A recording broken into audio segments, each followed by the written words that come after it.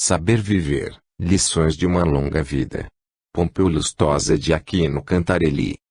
Apresentação. Assim como o tempo avançou no calendário, o flamboyant floriu e refloriu nas primaveras do sítio Santa Maria, em Parnamirim, estado de Pernambuco, nos idos da sua meninice. Os anos passam e nos mostram o autor de Saber Viver, Pompeu Cantarelli, no pleno vigor físico e com a lucidez daqueles que primam por uma conduta irrepreensível. Às vésperas do centenário do seu nascimento, que, emocionados, comemoraremos em 2004, devemos refletir sobre a lição de vida que Pompeu Cantarelli nos oferece em seus textos, porque neles estão delineados os caminhos apontados pela doutrina racionalista cristã para saber viver, disciplina, trabalho e vontade, e, assim, prolongar a vida física, aproveitando ao máximo a encarnação, como o autor nos ensina. Sigamos o seu exemplo de homem digno, leal, amigo e desprendido das coisas materiais, qualidades que sempre acompanham espíritos que já acumulam sabedoria adquirida em várias existências, como Pompeu Lustosa de Aquino Cantarelli. O editor. Prefácio. O autor deste livro, nosso estimado Pompeu Lustosa de Aquino Cantarelli, foi alvo de merecida homenagem prestada pelos companheiros da filial do Racionalismo Cristão de São Paulo em comemoração ao seu aniversário, transcorrido em 31 de agosto de 1994, quando completou 90 anos. Linda e admirável idade. Façamos por seguir as pegadas dessa existência. Essas palavras, entre aspas, são de Antônio Cotas, referindo-se a um grande amigo de Pompeu Cantarelli, Dr. Joaquim Crispiniano Coelho Brandão, quando este completou, em 30 de agosto de 1975, 100 anos de idade. O elogio de Antônio Cotas ao então centenário Dr. Coelho Brandão cabe agora, com inteira justiça, ao nosso querido nonagenário Pompeu Cantarelli. Estimulado pelas palavras de Antônio Cotas, que sempre foi seu maior amigo e incentivador, nosso venerando companheiro há de prolongar por muito tempo ainda sua existência física, para a alegria de seus familiares, de seus amigos, dos militantes da Casa Racionalista Cristã de São Paulo e dos racionalistas cristãos em geral. Disso temos certeza, tal a disposição física e a fortaleza de ânimo desse jovem aos 90 anos, sempre ativo, lúcido e disposto no exercício de suas funções de diretor-secretário da filial de São Paulo. Este prefácio, focalizando a personalidade de Pompeu Cantarelli, foi concebido, diga-se, a bem da verdade, à revelia do autor do livro, por conhecermos sua índole avessa, por natural modéstia, a homenagens e elogios. Sentimos-nos, porém, no dever de fazê-lo, levando em conta que os exemplos edificantes precisam ser registrados e assinalados, para que sirvam de modelo e de estímulo à geração presente e aos vindouros, seus e nossos continuadores, e estes, seguindo as pegadas dessa existência dedicada à família, aos bons costumes e à causa racionalista cristã, aprendam, mais que uma lição, uma filosofia de vida. Às 23 horas do dia 31 de agosto de 1904, no sítio Santa Maria, que dista apenas 1 quilômetro da cidade de Parnamirim, na época denominada Leopoldina, estado de Pernambuco, nascia uma criança a quem deram o nome de Pompeu, em homenagem ao avô paterno, que se chamava Pompeu Cantarelli, sendo os pais do menino Antônio Lustosa Cantarelli e Acindina Aquino. Desde garoto encarava a vida com seriedade e sensatez, motivo por que era chamado de menino homem. Ainda bem jovem tornou-se livre pensador, amigo da verdade, da justiça e da razão. Eis aí, em rápidas palavras, um retrato significativo da meninice e da juventude de Pompeu Cantarelli. Em 1920, transferiu-se para a vizinha cidade de Cabrobó e, em 1924, com 20 anos de idade, estava residindo no Recife. Aí viveu 4 anos trabalhando na drogaria e farmácia Conceição e, depois, na farmácia dos pobres. À noite, estudava, após o expediente de trabalho, que se estendia até às 20 horas. Em sua estada na capital pernambucana, frequentava a casa do ex-governador do estado, Dr. Manuel Pereira Borba, e a do então deputado federal Dr. Agamenon Magalhães, que posteriormente viria a ser também governador. Nesse período, travou conhecimento, ainda, com vários chefes políticos do sertão. Desejando conhecer as plagas mais ao sul do país, chegou, em janeiro de 1929, a São Paulo. 2 meses depois, ingressava na farmácia do Hospital Militar da Força Pública do Estado, hoje Polícia Militar, como civil contratado. Em janeiro de 1930, tirou o título de oficial de farmácia, mediante exames de habilitação, sendo, 2 anos depois, militarizado com a graduação de sargento ajudante. Tendo servido essa instituição durante 25 anos, passou, em 1954, para a reserva, no posto de capitão. Já em 1929, ano de sua chegada a São Paulo, Pompeu Cantarelli passou a frequentar a teosofia, tornando-se também vegetariano, por indução dessa sociedade espiritualista e filosófica. Casou-se em 1934 com Dona Alzira de Vecchia. Desse consórcio nasceram 3 filhas, Guiomar, Acendina, ambas falecidas, e Amália, casada com o Dr. Leci Ribas Camargo.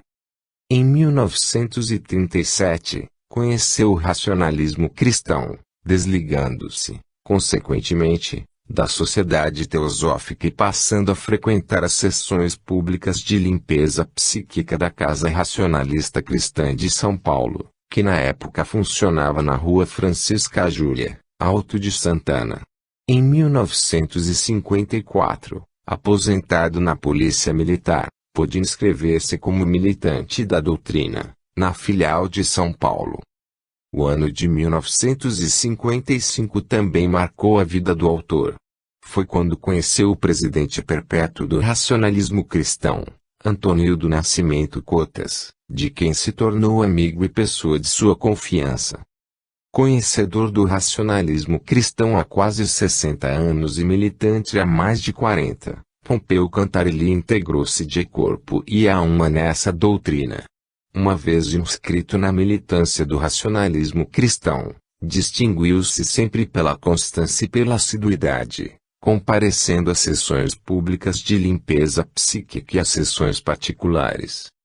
A partir de 1962 passou a ocupar o cargo de diretor-tesoureiro da filial de São Paulo, por indicação de Antônio Cotas e de acordo com os saudosos amigos Antônio de Ornelas Flor e Humberto Romanelli, então presidente e diretor-secretário, respectivamente.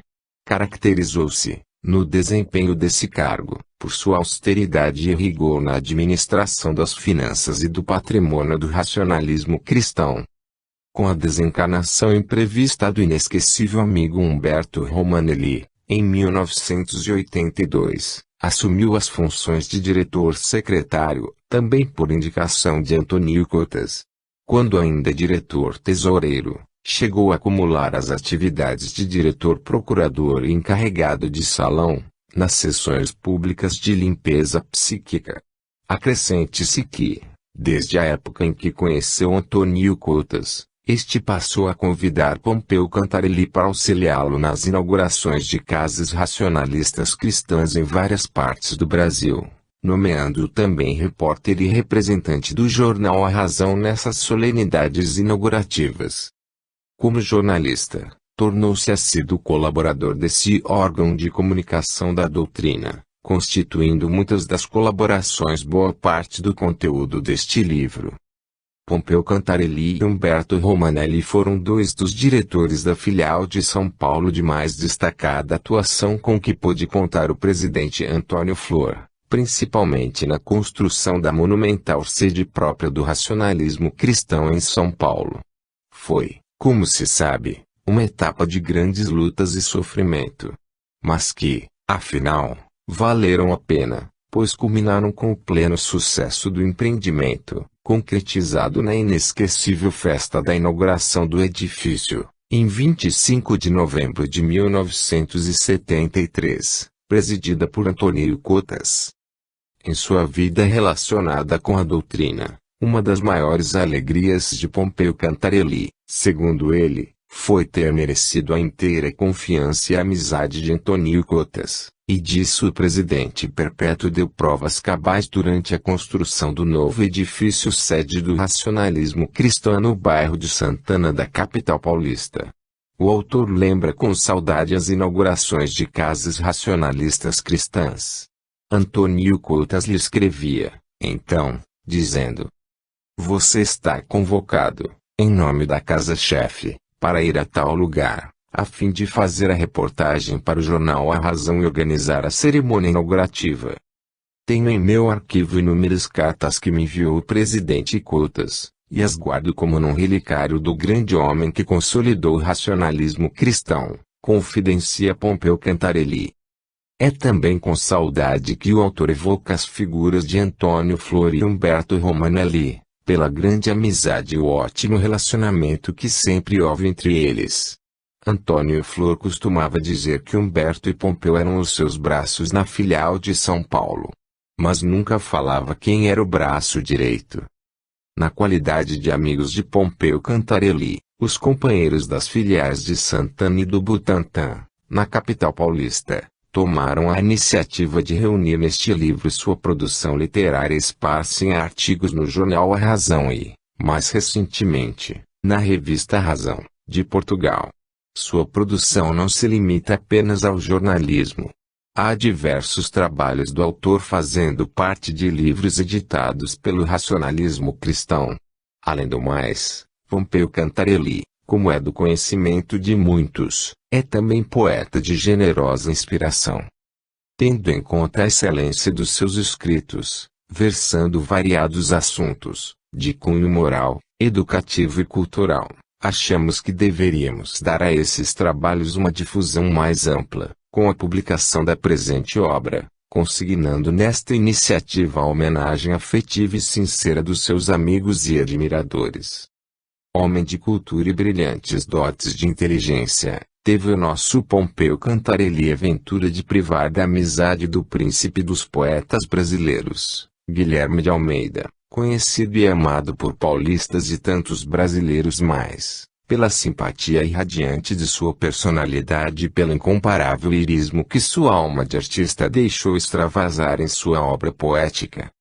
Foi no convívio com esse imortal da Academia Brasileira de Letras que Pompeu Cantarelli recebeu valiosas lições na arte de versejar, em que, aliás, se tornou exímio, como se verifica pela leitura de suas castigadas e fluentes estrofes. Há quase 30 anos, o escriba que está alinhavando este prefácio teve seu primeiro contato com a poesia do mestre Cantarelli, antes de ter o prazer de conhecê-lo pessoalmente. Esse primeiro contato deu-se em 1970, em Campinas, interior do estado de São Paulo, num modesto barracão nos fundos da residência do Dr. Augusto Gomes, de saudosa memória. Funcionava ali o filiado local do racionalismo cristão, presidido pelo Dr. Augusto. Foi ele quem me proporcionou a oportunidade de ler um poema de Pompeu Cantarelli que definia, em linhas gerais, a doutrina racionalista cristã e sua nobre finalidade. Naquele ano estava iniciando-me nessa doutrina, sob a orientação amiga do Dr. Augusto. Assim, esse poema faz parte das gratas recordações que guardo daqueles dias particularmente felizes da minha vida. José Alves Martins, jornalista, São Paulo/1975. Transmigração do espírito. Não é razoável e lógico pensarmos que o planeta Terra seja o único no universo habitado por seres inteligentes, porque se o fosse os seus habitantes seriam mais perfeitos, e existiriam, aqui, mais sabedoria e justiça, maior esclarecimento do porquê das coisas, mais harmonia e melhor compreensão da vida psíquica. Entretanto, pelo que observamos e sentimos, A nossa pequenina e humilde Terra é apenas um mundo-escola ou planeta crisolador, para onde se dirigem as almas necessitadas dos conhecimentos indispensáveis à conquista de esferas mais elevadas. É pela sucessão de vidas que elas passam a estagiar ou viver em outros planos mais evoluídos do que o mundo em que vem estagiando e, assim, podem trabalhar com mais onisciência e integração no progresso universal, do qual todas são artífices na maravilhosa e inacabável obra da criação. Escola.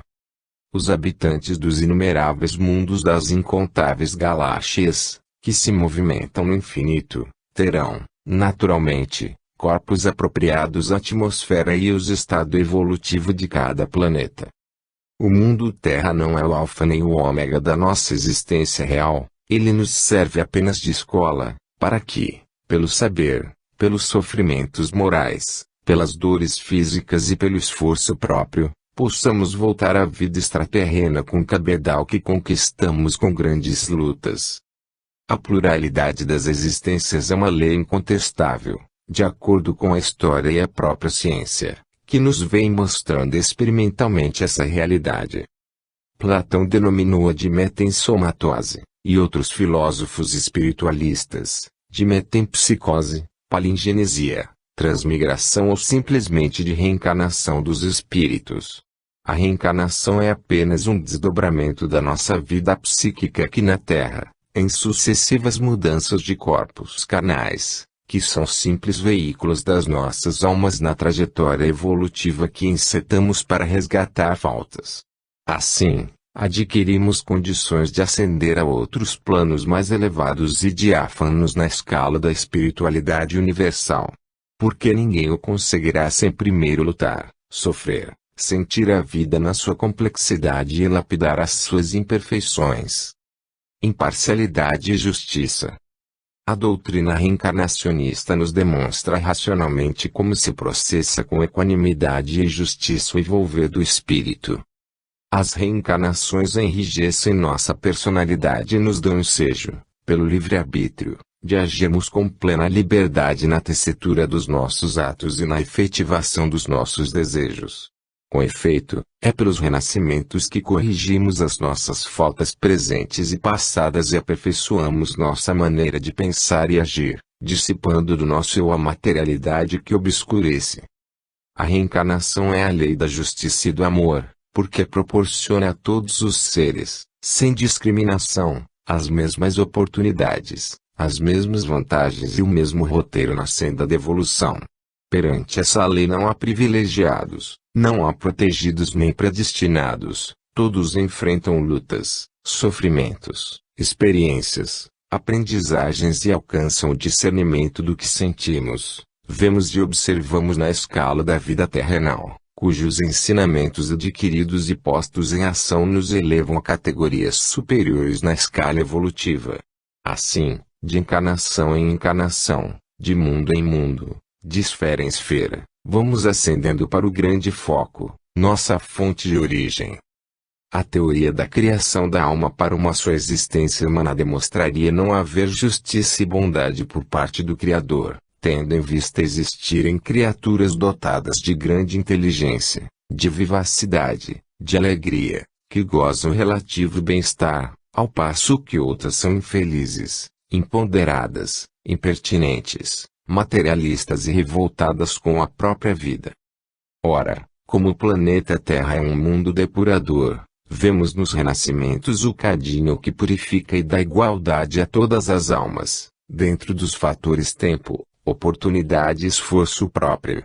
Não encontramos razões, segundo as quais a inteligência universal criaria almas para acionarem seus corpos carnais por alguns instantes, e outras para terem uma vida de atrozes sofrimentos, numa só encarnação, o que revelaria injustiça e parcialidade na distribuição dos bens universais. As leis da criação não protegem nem perseguem ninguém, foram, sim, estabelecidas para equilíbrio do todo e, consequentemente, para benefício da coletividade universal. Desde remotas eras. Diz insigne doutora Ana Besante, a reencarnação restitui a justiça ao Criador e o poder ao homem. Cada espírito humano inicia a série de suas vidas como mero germe, falto de conhecimentos, de discernimento e de consciência. Pelas experiências de prazer e de dor, reúne os materiais com que vai construindo as suas faculdades intelectuais e morais. O selvagem de hoje é o santo de amanhã, todos seguem um caminho idêntico e todos alcançarão o termo da evolução humana. Desde as mais remotas eras, os cultores da sabedoria espiritualista difundiam o conceito da reencarnação, e isso é confirmado nos estudos históricos de Confúcio. Além de Confúcio, Cristo, Buda, Krishna, Platão, Pitágoras, Sócrates, Hermes, Orfeu e muitos outros filósofos e doutrinadores espiritualistas trataram da transmigração dos espíritos. O conceito da reencarnação nos vem também da velha e lendária Índia, por intermédio dos Brahmanes, o qual se transportou para a China e o Japão. Os egípcios, os gregos, os persas, os romanos e outros povos da antiguidade já admitiam a palingenesia. No século XVI, Giordano Bruno difundiu essa ideia, que foi aceita por Leibniz e outros. Em 1857, Hippolyte Léon Denisard Rivail, conhecido como Allan Kardec, divulgou amplamente o assunto. Luiz de Matos. Daí em diante, a doutrina reencarnacionista se alastrou por vários países. No Brasil, foi difundida pelo Espiritismo, pela Teosofia, pela Comunhão de Pensamentos, pelo grande doutrinador espiritualista Luiz de Matos, codificador do racionalismo cristão, desde 1910, pelos médicos Antônio Pinheiro Guedes, Alberto Seabra, Visconde de Sabor e outros estudiosos do espiritualismo. O capitão aviador Felino Alves de Jesus, de saudosa memória, escreveu o interessante livro Trajetória Evolutiva, que trata científica e inteligentemente da questão reencarnacionista. Reminiscências. A história da humanidade registra numerosos casos de reminiscências de vidas passadas, ocorridos com grandes homens como Lamartine, Mary e muitos outros. Sentimos, às vezes, grande simpatia por um país, por uma cidade, por um povo ou por determinadas pessoas. Isso é uma demonstração de que em outras existências vivemos naquele lugar, entre criaturas que agora nos causam afeição, certamente por laços de afinidade. Pessoas a que se sentem alegres e comovidas ao chegarem pela primeira vez a uma localidade, onde tudo lhes parece íntimo e familiar, sem nunca terem conhecido esse lugar, nem mesmo terem ouvido ou lido qualquer descrição a respeito de dito lugar, que agora lhes desperta tão agradável simpatia, parecendo sentir, ali, evocações de algo que de algum modo reconhecem. Houve, em tais circunstâncias, o despertar da memória espiritual. Nela todos os acontecimentos passados em outras existências foram registrados, e alguns deles afloram como pálidas reminiscências. Preconceito e gênio. A precocidade é o despertar antecipado das faculdades latentes, acumuladas em existências passadas. O gênio é o cultivo e o aprimoramento contínuo de certas qualidades intelectuais e morais, que não se interrompem com a chamada morte. O espírito é depositário de tais faculdades e não o cérebro humano, que, por si mesmo, não pensa, não raciocina e não decide, porque é apenas transmissor e receptor das vibrações psíquicas. Provas científicas. Há, portanto, incontestáveis provas, observações experimentais e testemunhos verídicos que mostram racional e cientificamente a reencarnação da alma, o que a miopia materialista de muita gente condena e repele, sem um estudo criterioso, sem conhecimento de causa. Como seres pensantes que somos, dotados de raciocínio, inteligência e livre-arbítrio, devemos investigar, analisar e deduzir com discernimento e ponderação sobre o porquê das coisas. Se, em nossas investigações metafísicas, encontrarmos a verdade, não devemos ocultá-la ou alterá-la, sob influência de preconceitos, quaisquer que sejam, porque, fazendo-o, demonstraremos incoerência e falta de sinceridade em nossas convicções. A doutrina racionalista cristã explana de forma admirável e objetiva conhecimentos sobre a vida psíquica, editando um livro intitulado A Vida Fora da Matéria, com gravuras policromáticas, que ilustram o que é asseverado nessa magnífica obra pioneira, se não única no mundo. A obra Racionalismo Cristão traz um manancial de ensinamentos sobre a reencarnação e os deveres, os atributos e a evolução da alma, nos planos físico e espiritual. Discorrendo sobre nutrição. Os corpos dos seres vivos, ou seja, as plantas e os animais, são formados por um agregado de elementos pequeníssimos denominados células. Há seres monocelulares, constituídos de uma única célula, chamada protofita, se do reino vegetal, e protozoária, quando do reino animal.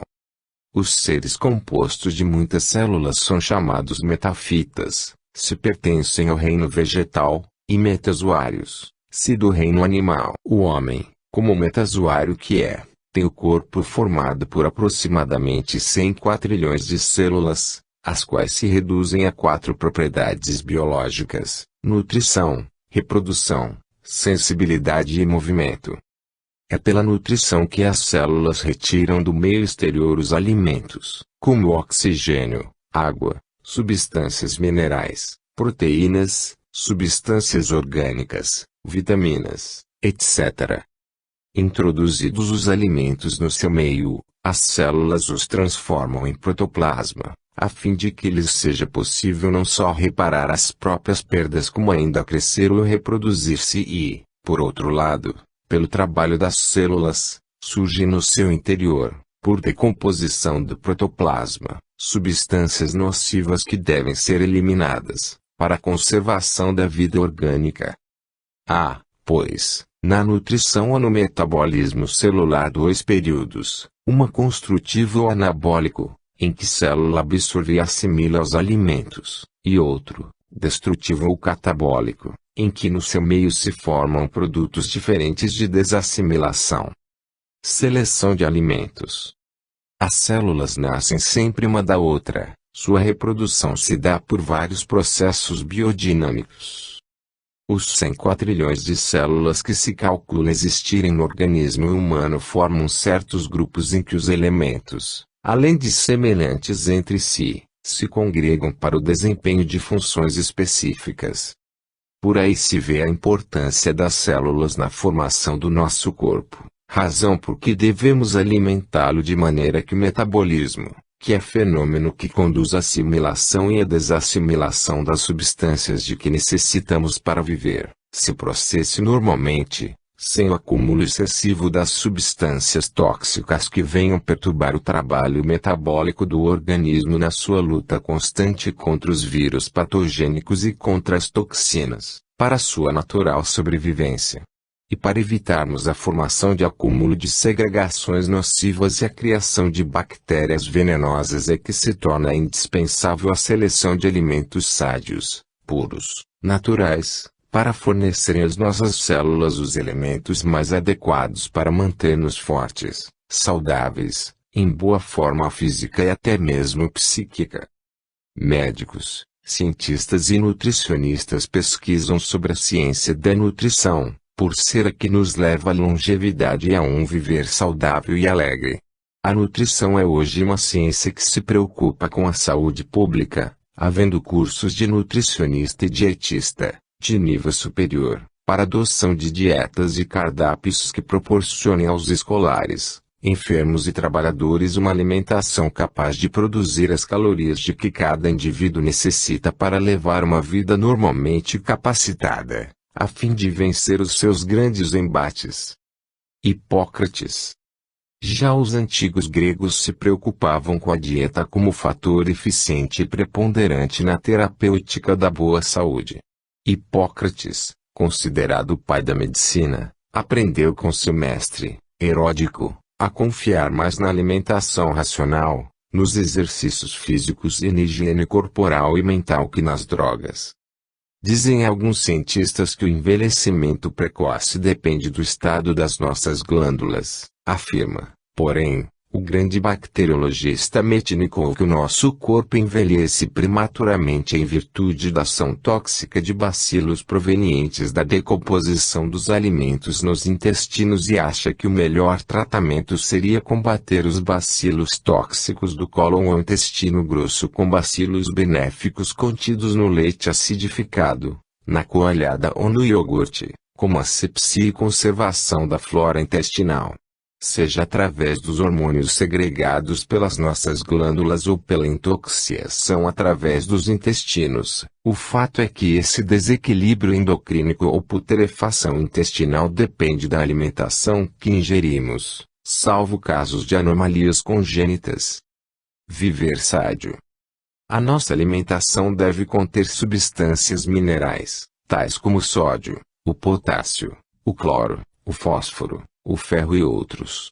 Aliás, os alimentos usuais os contêm em quantidade suficiente, salvo o cloreto de sódio, ou sal de cozinha, que costumamos juntar artificialmente à comida, quase sempre com excesso. Os alimentos devem agradar ao paladar, para facilitar a digestão.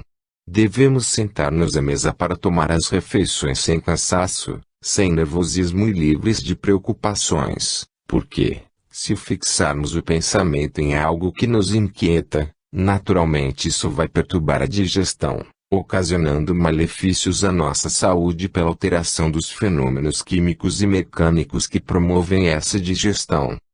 Para um viver sádio e natural, além do trabalho metodizado, necessitamos de ar puro, sono, exercícios físicos, asseio corporal e repouso, bem como de controle dos nossos pensamentos e das nossas ações.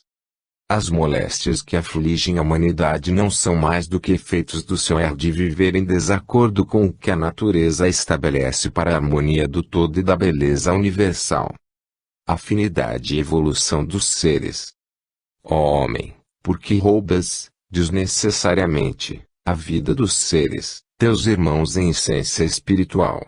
Porque maltratas os irracionais com um instinto de perversidade. Não sabes que eles vivem sem noção de personalidade e sem consciência de sua existência como força e matéria? És apenas mais evoluído do que eles, porque já passaste no queso que purifica a vida vegetativa, instintiva e animalizada, mas surgiste da mesma essência que dá vida a todos os seres, a inteligência universal ou grande foco. Muitas coisas já aprendeste na escola evolutiva da vida, muito há, porém, que aprender ainda, visto que o curso dessa escola é difícil e grandioso, e somente com o perpassar dos séculos e dos milênios, depois que adquirires as experiências indispensáveis ao progresso do espírito, mediante estudo esclarecedor, trabalho árduo, lutas e sofrimentos vários, é que poderás terminá-lo neste planeta. Continuando, porém, a alma na sua marcha progressiva e sempre ascendente nos mundos de luz, até terminar o ciclo da sua evolução para juntar-se ao todo universal, sem perder a sua individualidade. Via Crucis. A evolução do espírito começa nas formas mais rudimentares da natureza, pois a partícula da força criadora começa sua via Crucis no reino mineral, passando ao vegetal, ao animal e deste ao reino minal propriamente dito. O reino minal faz parte integrante do animal, e apenas assim é classificado para melhor concepção da pluralidade das existências.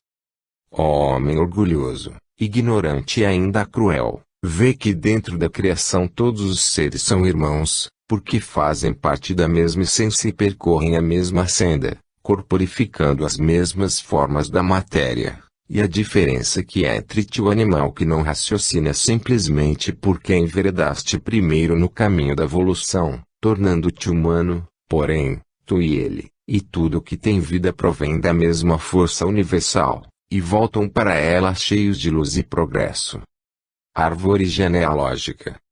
Revela-nos um mestre espiritualista, a luta não tem mais razão de ser, porque aí os seres, principiando como simples afinidades minerais, como forças vitais nos vegetais e depois como instinto e propulsão no animal, subindo pelos degraus da encarnação, na mônada, na ostra, nos crustáceos, nos insetos, nas michionoides, nos ciclóstomos, anfíbios, répteis, sáureos, pássaros, mamíferos, roedores, carnívoros, herbívoros e, enfim, nos símios, atingem aquele que hoje predomina no planeta Terra como mestre e senhor, réprobo e condenado. O homem afirma ainda o mesmo sábio: eis, ó humanidade fascinante dos gloriosos avós fidalgos da Idade Média e das Cruzadas, descendentes desses senhores feudais, sem freio nem pejo, eis o tronco de vossos antepassados, eis a vossa árvore genealógica,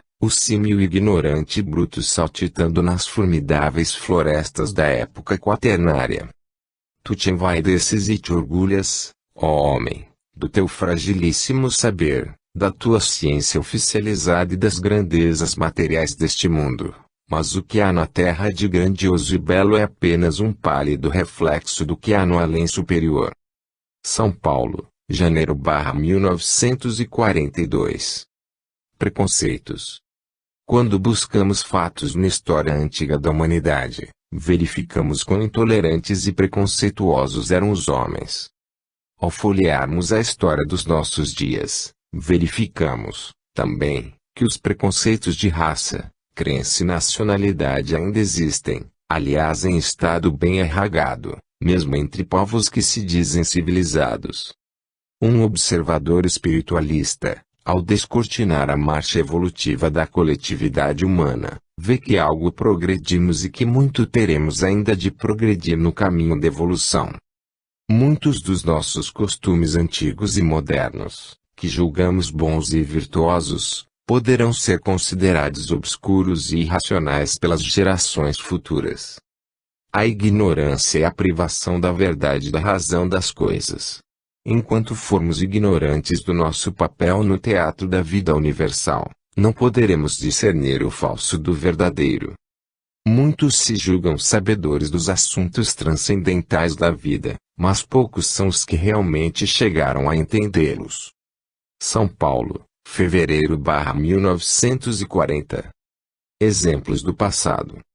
Para o nosso aprimoramento moral, intelectual e espiritual devemos buscar no passado somente os bons exemplos e os feitos meritórios dos grandes homens que enriqueceram a história da civilização com a sua sabedoria, com o seu valor, com a sua coragem e com o seu trabalho construtivo e útil, através de grandes lutas, da análise e da pesquisa dos fatos, da observação e do estudo racional e científico das coisas. Espiritualistas e filósofos. Inspiremo-nos na clarividência de Krishna, no ocultismo de Hermes, na sapiência de Confúcio, no nirvana de Buda, na cabala de Moisés e nos belos ensinamentos de Jesus. Inspiremo-nos, também, na ponderação matemática de Pitágoras, na sabedoria de Sócrates, no idealismo sublimado de Platão, no ecletismo de Aristóteles, no gênio político de Péricles, Augusto, Lincoln e no histórico e famoso trio de guerra, Roosevelt, Stalin e Churchill, que, graças à feliz coordenação dos seus esforços, salvaram a humanidade do cruel fanatismo de Hitler. Estudemos as máximas de Ptolteipes do Marquês de Maricá, bem como o atomismo de Demócrito e o estoicismo, epicurismo de Horácio. Não nos esqueçamos da oratória eloquente e filosófica de Cícero e Demóstenes, do cinismo de Diógenes, da ética de Descartes, Kant e Spinoza, da ciência experimental de Roger Bacon e do método indutivo e filosófico de Francis Bacon. Cientistas que nos sirvam de exemplos a matemática de Euclides, Arquimedes, Newton e Gauss, a astronomia de Ptolomeu, Copérnico, Galileu, Kepler e Flammarion, a química de Lavoisier e a medicina de Hipócrates, Paracelso, Oswaldo Cruz, Miguel Couto, a ciência humanitária de Pasteur, Koch, Jenner, Casal Curey e muitos outros pioneiros do bem e do progresso. Bendigamos os grandes inventores, Gutenberg, Edison, Marconi, Morse, Watt, Bell, Franklin, Faraday, Bessemer, Fulton e outros, as descobertas de Colombo, Corte Real, Vasco da Gama, Bartolomeu Dias, Cabral, Magalhães e os heróicos colonizadores do nosso Brasil. Miremo-nos nas ideias humanísticas de Erasmo, Petrarca, Pestalozzi e nas investigações espiritualistas dos grandes médicos brasileiros Antônio Pinheiro Guedes, Visconde de Saboia, Alberto Seabra, e dos cientistas de além Marlon Brosio, Delany, Crookes, Gibier e outros. Gênios das artes. Extasiemo-nos ante as belas artes de Leonardo da Vinci, Rafael, Miguel Ângelo, Rubens, Murilo, Tiziano e outros, na música de Carlos Gomes, Villa-Lobos, Beethoven, Bach, Mozart, Chopin, Wagner, Mendelssohn, na lírica de Verdi, Gounod, Puccini, nas melodias de Schubert, Strauss e dos nossos trovadores e seresteiros, na poesia clássica de Camões, Homero, Virgílio, Ovídio e Dante Alighieri, nos versos vibrantes de Castro Alves, Casimiro de Abreu, Álvares de Azevedo, Bilac, Fagundes Varela, nos grandes vates portugueses João de Deus, Junqueiro, Anteiro de Quintal. Leamos Rousseau, Balzac, Victor Hugo, Eça de Queiroz, a literatura universalista de Goethe, a indigenista de José de Alencar e Gonçalves Dias, as grandes obras de Machado de Assis, Camilo, Herculano, Dumas, Zola, Humberto de Campos, Monteiro Lobato, Silvio Romero, Coelho Neto, João Ribeiro, Graça Aranha e muitos outros escritores brasileiros e estrangeiros, sem olvidar o gênio intelectual e hermenêutico do nosso grande Rui Barbosa, a águia de Aia e glória do Brasil. Feitos épicos.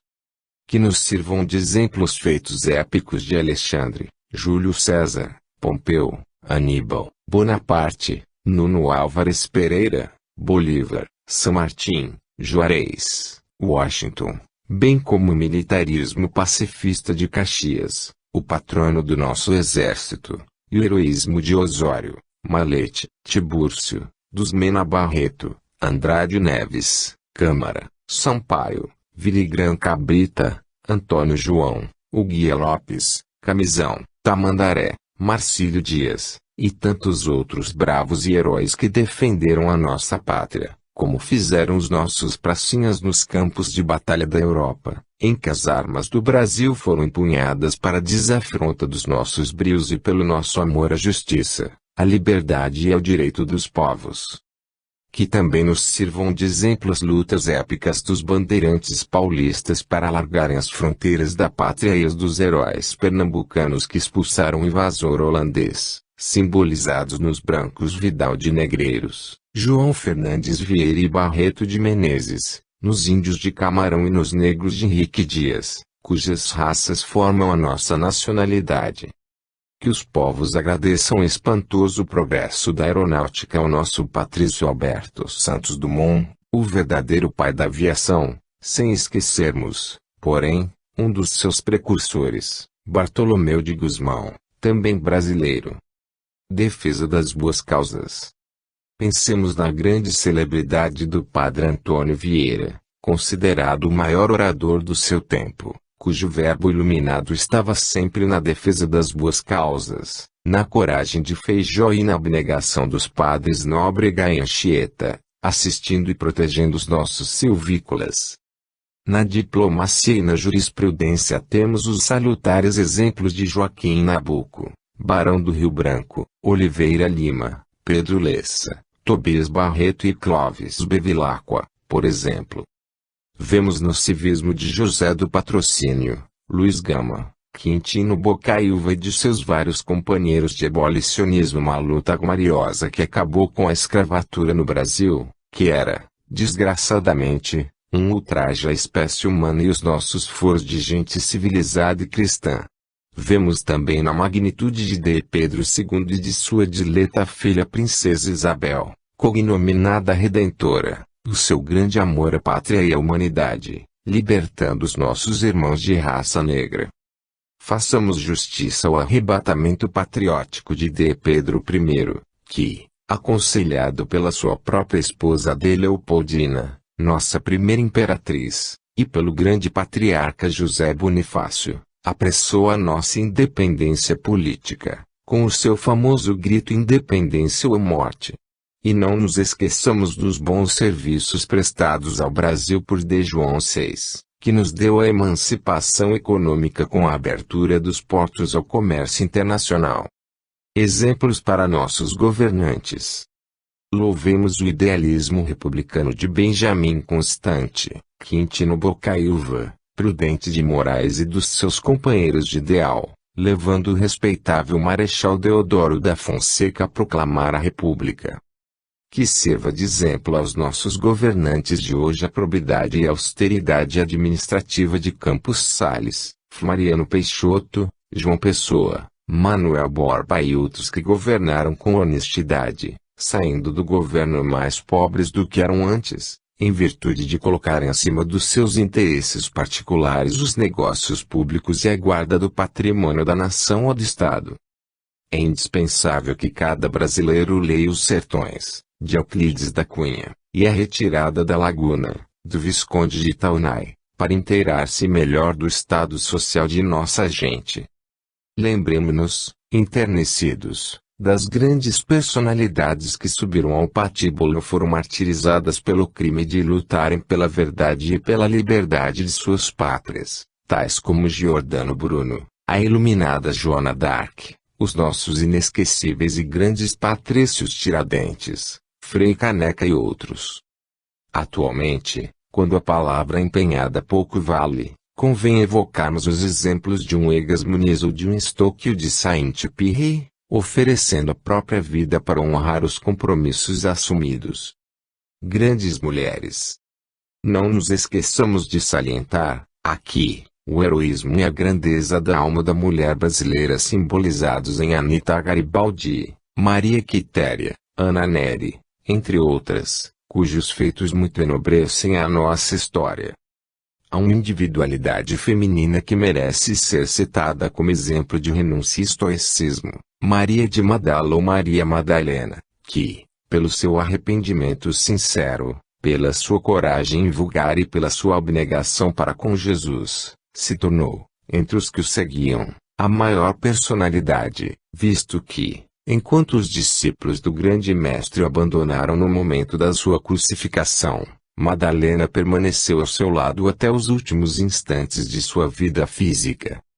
Essa grande e valorosa mulher abandonou o luxo, a riqueza e a glória efêmera de uma sociedade hipócrita e corrupta para seguir Jesus, que apenas tinha para lhe dar o exemplo do seu grande amor à verdade.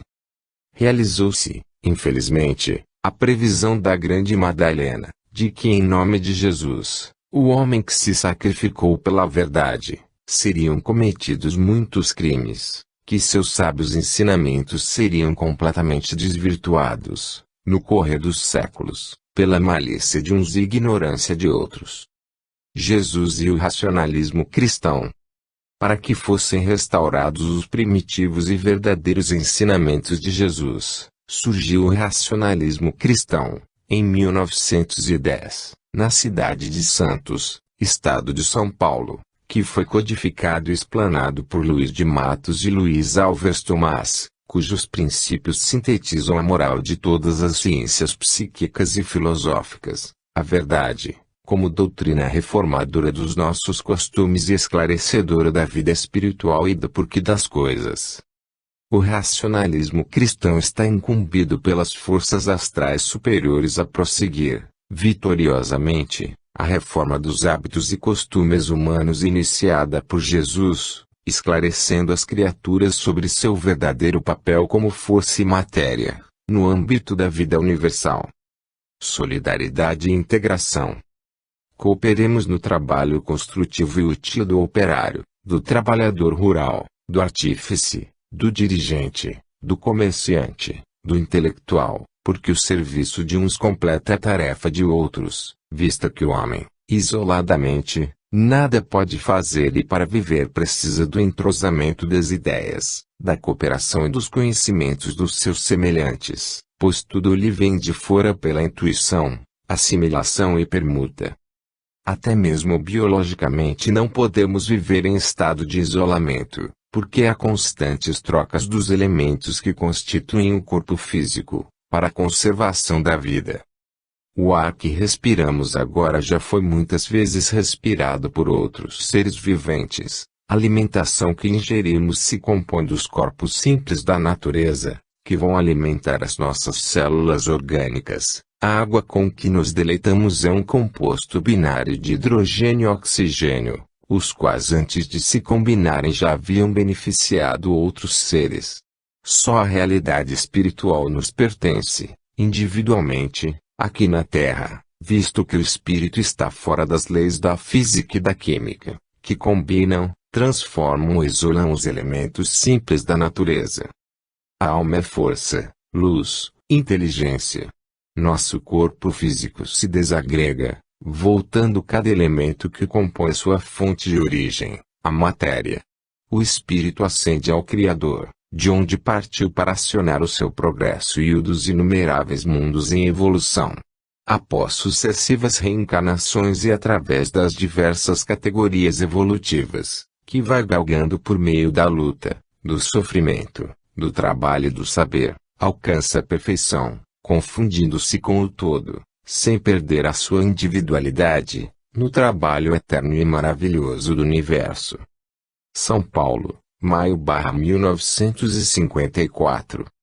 Um povo forçado à guerra. Segundo a história pátria, a Batalha de Tuiuti, travada em 24 de maio de 1866, foi a maior da Guerra do Paraguai. Nessa memorável batalha, o glorioso exército do Brasil foi comandado pelo intimorato general Osório, saindo os brasileiros vitoriosos. Durante essa fase da guerra contra os paraguaios, os brasileiros eram comandados por Osório, os argentinos por Mitre e os uruguaios pelo general Flores. Somente em 1866 começou a ofensiva dos aliados da Tríplice Aliança, partindo de Corrientes. Os aliados atravessaram o rio Paraná, ganharam a Batalha do Esteiro Belaco e em sangrenta luta desenrolou-se a célebre Batalha do Tuiuti, destacando-se os brasileiros pelo seu heroísmo e denodo, razão por que comemoramos a maior batalha travada na América do Sul com orgulho e reverência aos feitos épicos dos nossos patrícios, como gratidão da pátria aos que por ela lutaram e morreram. As Forças Armadas do Brasil, nas guerras em que foram forçadas a combater, sempre se portaram com heroísmo e humanidade. As batalhas travadas com os paraguaios e outros povos atestam a coragem e a grandeza dos nossos soldados, que, vencedores, trataram os inimigos com urbanidade e respeito, demonstrando, assim, alto espírito de solidariedade humana. Com isso o Brasil conquistou a admiração de todos os povos e de todas as nações, porque, vencendo, não humilha, não odeia, e não despoja os vencidos, pelo contrário, perdoa e até ajuda a quem injustamente o atacou.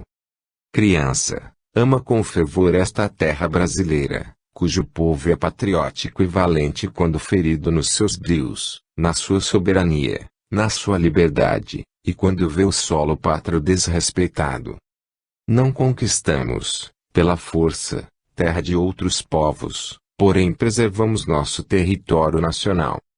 Por ocasião do centenário da Batalha de Tuiuti, evoquemos, enternecidamente, a memória daqueles heróis que lutaram e morreram em defesa do Brasil. São Paulo, maio/1966. A personalidade de Antônio Cotas. Antônio do Nascimento Cotas foi um cidadão universal, foi um sábio, filósofo, foi uma criatura que dedicou a sua vida ao bem comum da humanidade, e o fez de forma que projetou a sua personalidade no cenário do racionalismo cristão e fora dessa doutrina como estrela de primeira grandeza. O racionalismo cristão muito deve a Antônio Cotas, que o consolidou sem aluir os princípios basilares codificados por Luís de Matos, com o integral apoio de seu grande amigo Luís Alves Tomás.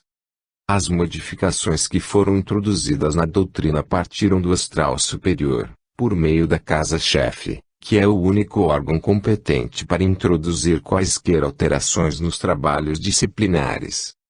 Luiz de Matos e Luiz Alves Tomás fundaram o racionalismo cristão em 1910, na cidade de Santos, ficando Luiz de Matos na direção da doutrina durante 16 anos. Após a sua desencarnação, assumiu a presidência astral do racionalismo cristão, ficando Luiz Tomás como presidente material do filiado de Santos. Este, após o seu falecimento, assumiu a presidência astral desse filiado.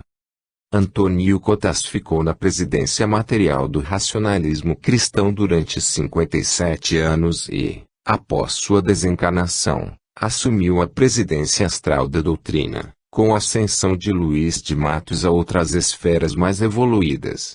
Como vemos, Antônio Cotas foi o substituto do grande mestre Luiz de Matos, tanto no plano físico como no espiritual.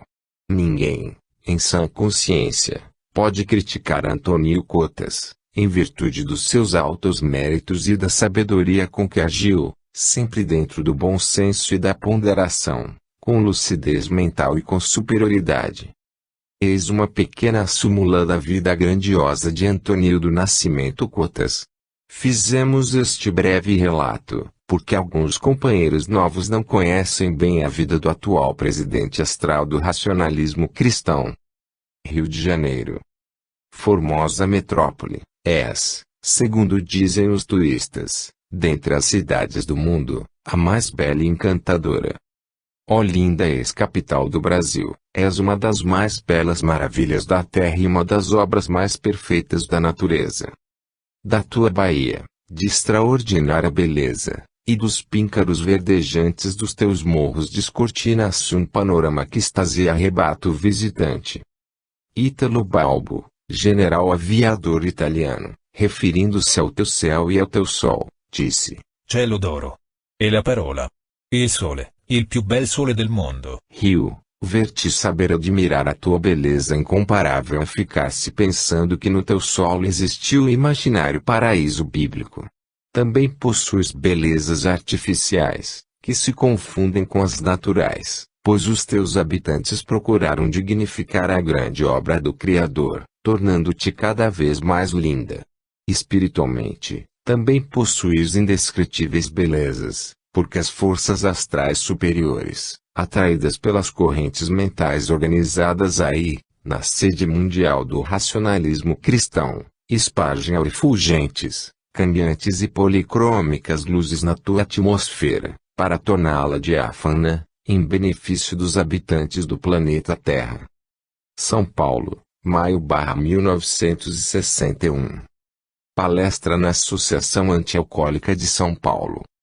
Honrados com um convite para assistirmos às solenidades comemorativas do 12º aniversário de fundação desta humanitária e patriótica associação, aqui estamos para trazer os nossos aplausos por tudo que esta benemérita e sociedade tem feito nos seus 12 anos de existência para combater um dos maiores inimigos da humanidade, o álcool. Obra de puro cristianismo. É, realmente, obra de puro cristianismo e de sã moral a recuperação de uma criatura que se desviou do cumprimento dos seus deveres para consigo mesma, para com a família, a sociedade e a pátria, vencida pelo alcoolismo. E é a finalidade principal da Associação Antialcoólica recuperar o alcoólatra e torná-lo um cidadão normal e útil-se à coletividade.